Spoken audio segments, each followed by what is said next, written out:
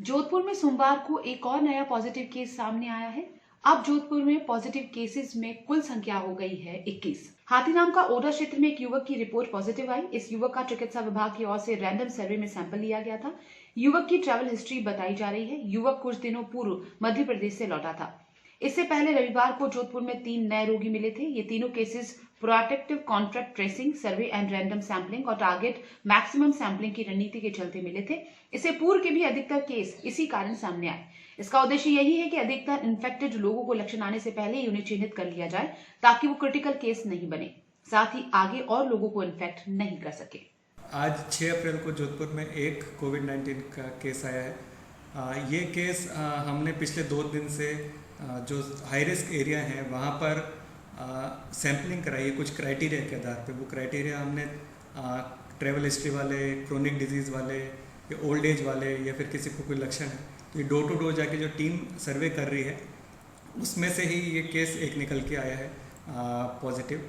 और इसी तरह कल भी जो केसेस आए थे उनमें से एक और केस जो आया था वो भी उसी एरिया में से इस तरह से सर्वे में से निकल के आया। तो इस प्रकार आज का एक केस मिला के टोटल 21 केस कोविड-19 के अब तक ज़िले में आ चुके हैं। इनमें से 5 एमडीएम हॉस्पिटल द्वारा नेगेटिव भी डिक्लेयर कर दिए गए हैं। इस प्रकार हमारे अभी जो स्ट्रेटेजी जो चल रही है इसमें जो हाई रिस्क जोन हमारे हैं उसमें सघन स्क्रीनिंग की कार्रवाई चल रही है। नागौरी गेट के आसपास के जो इलाके हैं 37 वार्ड नगर निगम के उत्तर दक्षिण के मिला के, जिसमें लगभग 2 लाख लोग रहते हैं, उस सब एरिया में सर्वे चल रहा है। 150 से अधिक टीमें, जिसमें हर टीम में 2 सदस्य और उन सब के 2-2 प्रभारी, ये टीमें सारी सघन सर्वे कर रही हैं।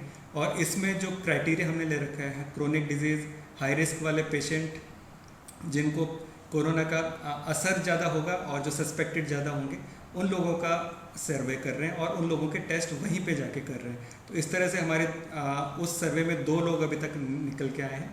और इस तरह से हमें लगता है कि उस एरिया में हम एक बार सर्वे पहले कर चुके हैं और अब उसका टेस्टिंग लोगों के करके जो भी वहाँ पे कोरोना सस्पेक्ट हैं उन सब का हम पता चल जाए कि कौन कौन एरिया में कोरोना है अभी।